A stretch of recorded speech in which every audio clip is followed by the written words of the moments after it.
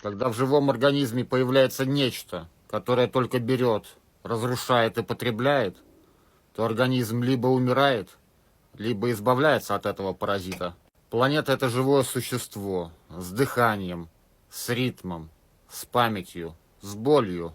И то, что уничтожает ее легкие, травит ее кровь, выкачивает из нее все, не возвращая ничего, это не какие-то инопланетяне.